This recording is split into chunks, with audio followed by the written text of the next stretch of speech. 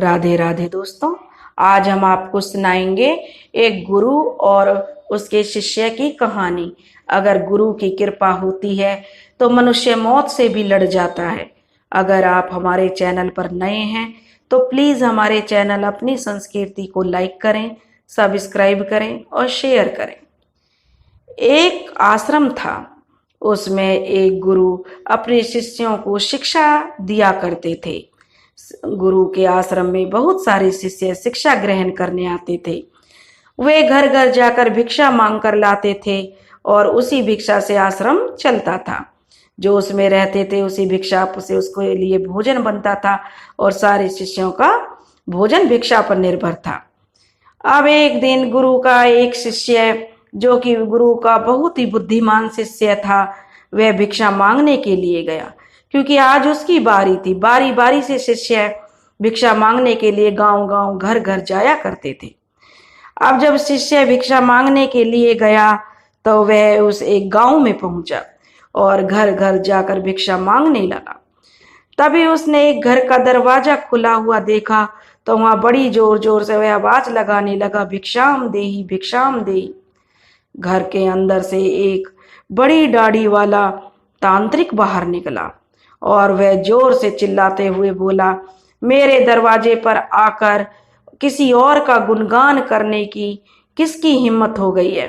आज तक मेरे दरवाजे पर मेरे अलावा किसी और का कोई गुणगान नहीं करता है। तुम कौन हो और ये समर्थ कौन है? वह समर्थ जिसके लिए तुम यह गुणगान कर रहे हो? शिष्य ने बड़े गर्व से कहा कि मेरे गुरुजी महाराज हैं जो सर्व समर्थ हैं और मैं भिक्षा मांगने आया हूं। मैं उनका शिष्य हूं, उनकी आज्ञा का पालन करता हूं।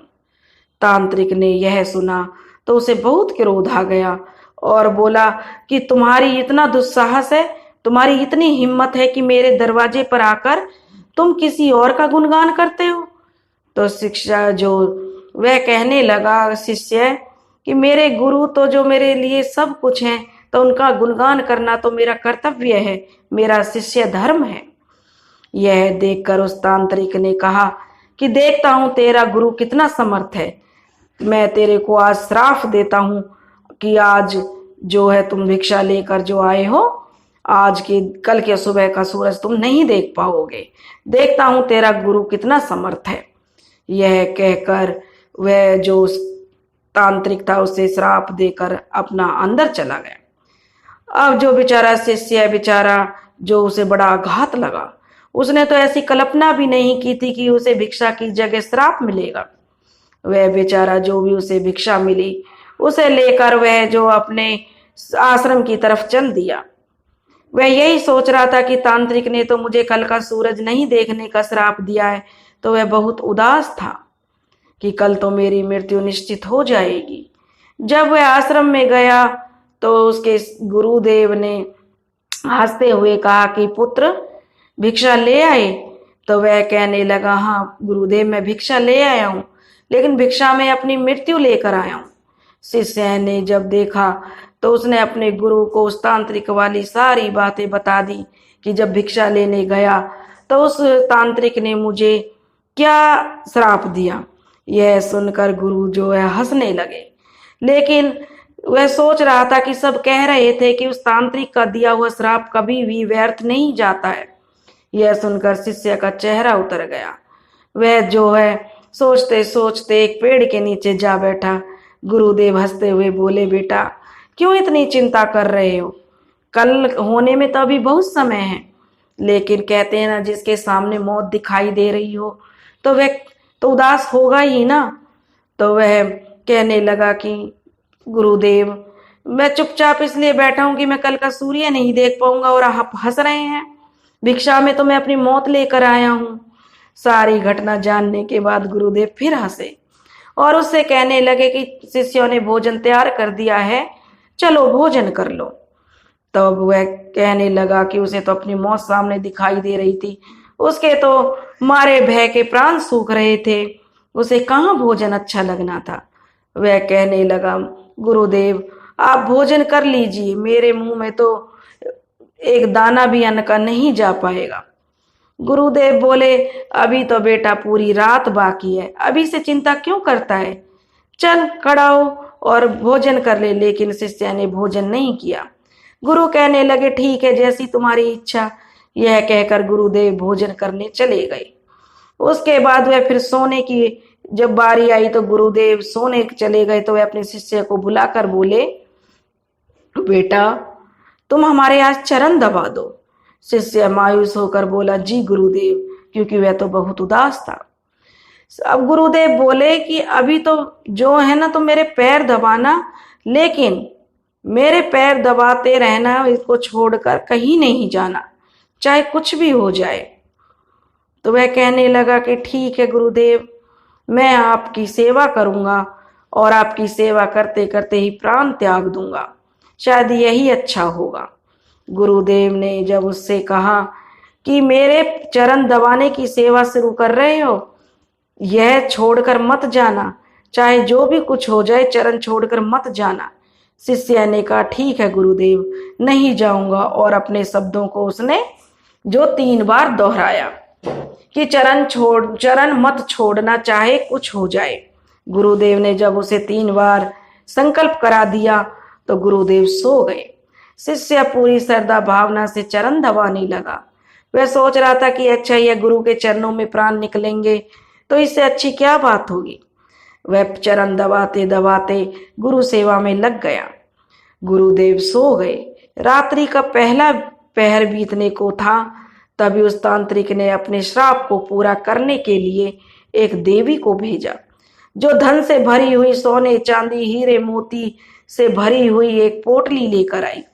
शिष्य चरण दबा रहा था, तभी दरवाजे पर वो प्रकट हुई और कहने लगी कि हे पुत्र, इधर आओ और ये सोने चांदी का भरा पात्र तुम ले लो। शिष्य बोला कि मुझे लेने में कोई परेशानी नहीं है, आप देने आई हैं तो मेरे पास आकर दे दो। देवी कहने लगी, नहीं पुत्र, अगर तुम्हें चाहिए तो यहाँ आकर ले लो। उसने उस शिष्य को बहुत बार समझाया, लेकिन शिष्य ने कहा कि मैं गुरु चरण सेवा कर रहा हूँ, मैं गुरु के चरण छोड़कर नहीं जा सकता, अगर आपको देना है तो मेरे पास आकर दे दीजिए।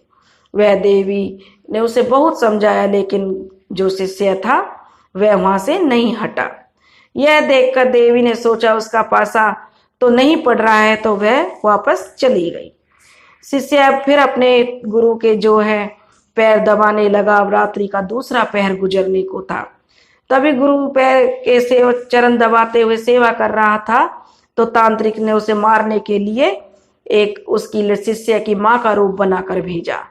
शिष्य गुरु के चरण दबा ही रहा था कि तभी दरवाजे पर आवाज आई, बेटा तुम कैसे हो।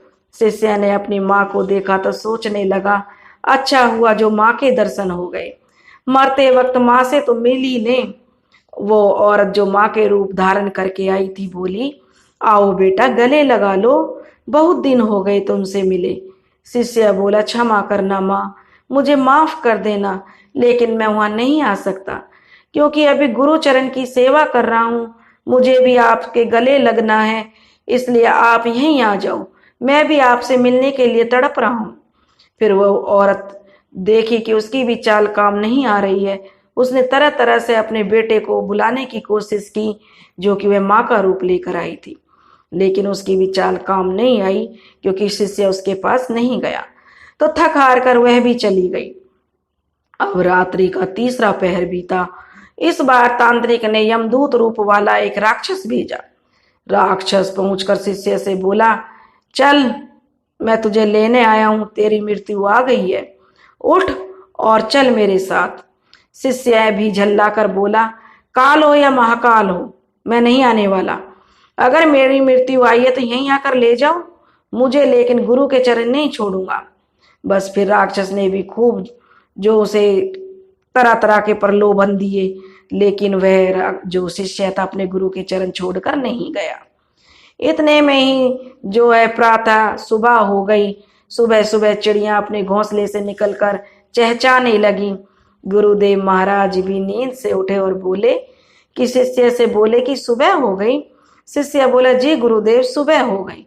गुरुदेव बोले, अरे तुम्हारी तो मृत्यु होने वाली थी, ना तुमने तो कहा था कि तांत्रिक का श्राप कभी व्यर्थ नहीं जाता।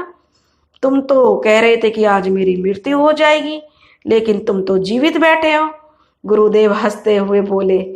शिष्य सोचते हुए बोला कि जी गुरुदेव, लग तो रहा है कि जीवित ही हूं। फिर सारी घटना रात की याद करके उसने सारी अपने गुरुदेव को बताई कि कैसे एक देवी आई, उसने मुझे प्रलोभन दिया।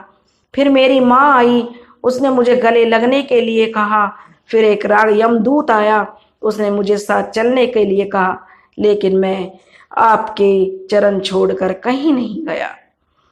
शिष्य है कि जो है सेवा भावना से गुरु बड़े खुश हुए। शिष्य भी जो अपने गुरु के, क्योंकि उसके गुरु तो समर्थ थे, सब जानते थे, तो वह भी बहुत खुश था कि उसे पूरी जिंदगी उसके गुरु की वजह से मिल गई। चाहे जो हो जाए, आपने ही तो कहा था। वह गुरुदेव से कहने लगा कि चाहे जो हो जाए, लेकिन चरण मत छोड़ना। शिष्य गुरुदेव के चरण पकड़कर अब जोर जोर से रोने लगा। बार बार यही कह रहा था कि जब गुरु का हाथ सर पर हो, आप जैसे गुरु का हाथ अगर अपने शिष्य के सर पर हो, तो उसे काल तो क्या महाकाल भी कुछ नहीं कर सकता। गुरु की आज्ञा पर जो शिष्य चलता है, उसे स्वयं मौत भी आने से एक बार नहीं हजारों बार सोचती है। अब शिष्य गुरु की आज्ञा का जो शिष्य गुरु की आज्ञा का उल्लंघन करते हैं, तो उनकी रक्षा तो ईश्वर क्या कोई नहीं कर सकता, और प्रकृति उसे दंड देने के लिए तत्पर हो उठती है।